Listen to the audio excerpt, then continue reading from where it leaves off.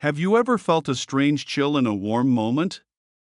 You share incredible news, something you've worked on for months, and the person you're telling smiles, but it doesn't reach their eyes. Their congratulations sounds like a line from a script, flat and rehearsed. There's a disconnect, a tiny social glitch that makes the hair on your arms stand up. This isn't paranoia. It's your intuition picking up on a hidden emotional current, a powerful and corrosive feeling that people will do almost anything to hide: envy.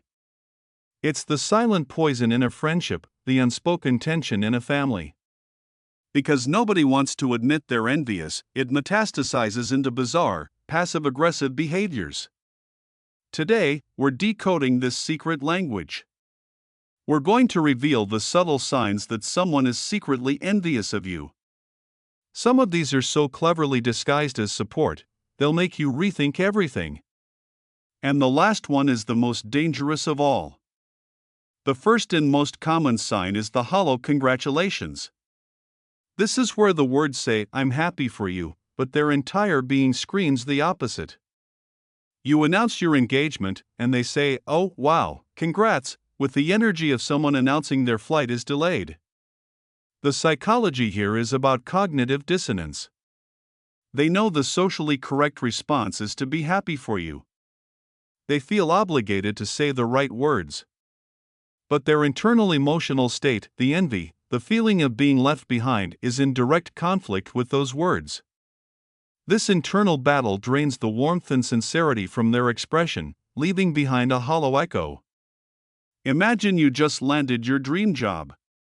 You call your friend, bubbling with excitement. They pick up, and you spill the news. There's a beat of silence that's just a fraction of a second too long. Then comes the, "Oh, that's great.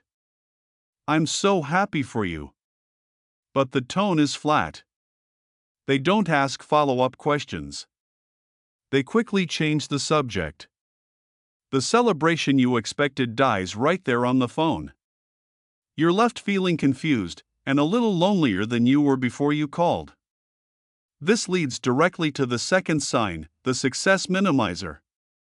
When they can't ignore your achievement, a jealous person will do everything they can to shrink it.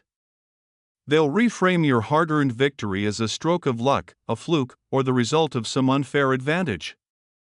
This is a classic ego defense mechanism. Your success acts like a giant mirror, reflecting what they perceive as their own shortcomings.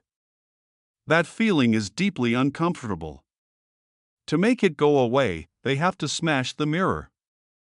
By convincing themselves, and trying to convince you, that your success wasn't really earned, they can maintain their own sense of superiority or at least equality. Think about the time you finally saved up enough to buy your first decent car. You're proud. You worked overtime for a year. You show it to them, and they say, "Nice. You got a great deal because the new models are coming out, right? Lucky timing." They completely erase your year of discipline and sacrifice, reducing it to a simple matter of being in the right place at the right time. Your accomplishment isn't yours anymore, it's a gift from the universe that you just happened to stumble upon. Of course, while they minimize your highs, they also engage in our third sign, they magnify your lows. This is the dark side of the coin. When you're succeeding, they're distant. But the moment you stumble, they are right there, front and center, with a microscope. There's a German word for this, Schadenfreude. It means finding joy in the misfortune of others. For an envious person, your failure is a source of profound relief. It closes the perceived gap between you and them. It soothes their wounded ego and validates a dark, hidden narrative in their mind, that you didn't deserve your success in the first place. Imagine you're trying a new diet and fitness plan.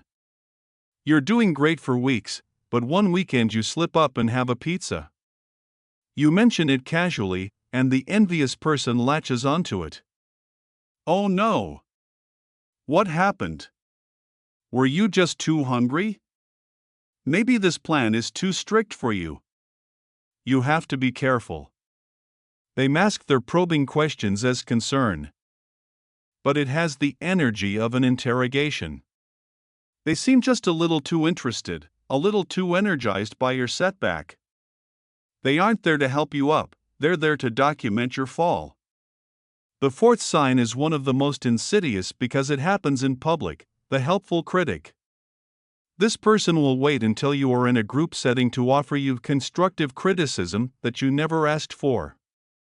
They frame it as trying to help you, but the timing and location are designed for maximum impact, to subtly embarrass you and lower your status in the eyes of others. This is a power play. By publicly pointing out a supposed flaw, even if it's framed as advice, they are attempting to reposition themselves as more knowledgeable, more observant, or more sophisticated than you. It's an attempt to knock you down a peg while making themselves look good, all under the socially acceptable guise of being a caring friend. Let's say you're telling a story to a group of friends at dinner. You're animated, everyone is laughing. In a pause, the envious person chimes in, "You always exaggerate that part of the story. It's funnier if you stick to what actually happened." Suddenly, the mood shifts.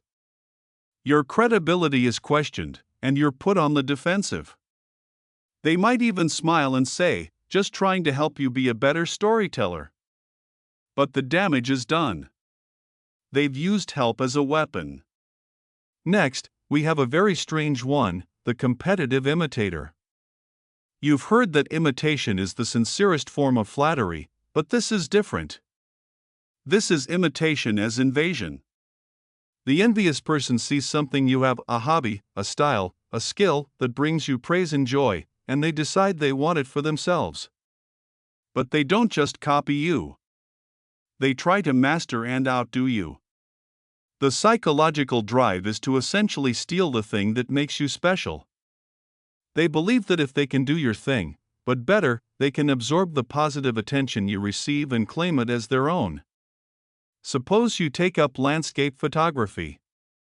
It's your peaceful, creative outlet. You post your photos online.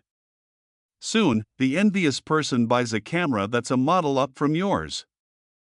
They start taking classes, watching endless tutorials, and soon their feed is full of technically perfect, but somehow soulless, photos of the exact same subjects you love. They'll ask you for tips, all while subtly pointing out how their new lens is sharper than yours. They've turned your sanctuary into a battlefield. The sixth sign is the joy thief. You come to them with a heart full of happiness, and they puncture it with a pin of negativity. You share good news, and instead of celebrating with you, they immediately pivot to a problem, a complaint, or a tragic story of their own. This is an unconscious attempt to regulate their own emotional state. Your bright, positive energy is so jarringly different from their own internal state of lack and envy that they have to bring you down to their level to feel comfortable. They can't raise their own vibration, so they try to lower yours. This is often not even a conscious strategy, but a deeply ingrained habit. You excitedly announce, "I finally booked my tickets for that trip to Italy." Instead of saying, "That's amazing. You're going to have the best time," the joy thief sighs and says, "Oh, be careful. I had a cousin who went to Italy and got pickpocketed. And the airports are a nightmare right now." In 10 seconds, they've replaced your excitement with anxiety. They've stolen your joy. Then there's the seventh sign, which is a deafening one, the silent treatment on your best days. This is more specific than just ghosting. This is a targeted, strategic withdrawal of communication and affection that happens precisely when you achieve something significant. You get the promotion, you get engaged, you cross the finish line of a marathon, and the person you expected to be cheering loudest is suddenly silent.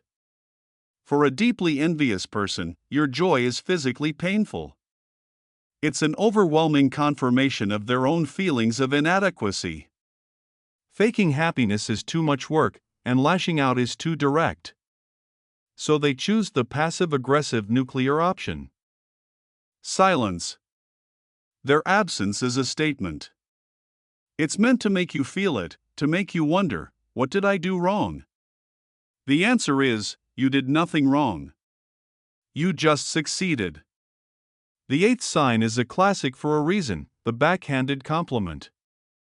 This is the verbal judo of the jealous mind. It's a compliment wrapped in sandpaper. They can't bring themselves to offer pure praise, so they attach a little barb, a little sting, to neutralize the positive statement. The purpose is to keep you in your place. It's a way of saying, okay, you did a good thing, but let's not get carried away. Remember, you're not perfect. It subtly reinforces a hierarchy where they remain comfortable. You wear a new outfit, and they say, I love that color on you. It's so good at drawing attention away from your problem areas. Or you cook a beautiful meal, and they say, this is delicious. I'm shocked, I didn't even know you could cook. The initial praise is just the sugar coating for the poison pill of an insult that follows. It's designed to make you feel good for a split second, before making you feel worse. Finally, we arrive at the most destructive sign of all, the advice saboteur. This person weaponizes trust. They present themselves as a wise, caring mentor who is just looking out for you. But the advice they give is subtly designed to limit your growth, encourage your fear, and keep you from reaching your full potential. This is the ultimate act of envious sabotage. Your success is a threat to their worldview and their ego. If they can prevent you from succeeding further, they can keep you close and maintain the status quo. They will prey on your insecurities and encourage you to play it safe. Imagine you're considering leaving your stable but boring job to start your own business. It's your passion. You go to this person for advice, and they put on their most concerned face. Oh, are you sure? It's so risky. 90% of businesses fail, you know. What about your mortgage? With the economy like this, I would just hate to see you lose everything. On the surface, it sounds like prudence. It sounds like love. But it's fear, projected onto you. They aren't protecting you from failure, they are protecting themselves from the possibility of your massive success. Recognizing these signs isn't about creating a list of enemies. It's about developing emotional intelligence. It's about understanding that someone's envy is a story they are telling themselves about their own life, and it has nothing to do with you. Your success is not an attack on them, and their reaction is a reflection of their own inner turmoil. This knowledge is a shield. It allows you to protect your energy, to set healthy boundaries, and to be more discerning about who you share your precious victories with. You can't control their feelings, but you can control how you respond.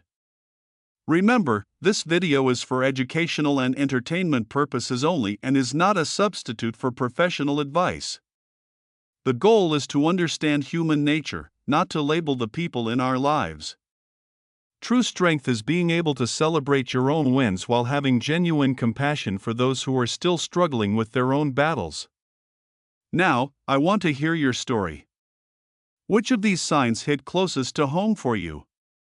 Without naming names, tell us in the comments about a time you felt the strange chill of envy disguised as friendship. Your experience could be the validation someone else needs to trust their intuition.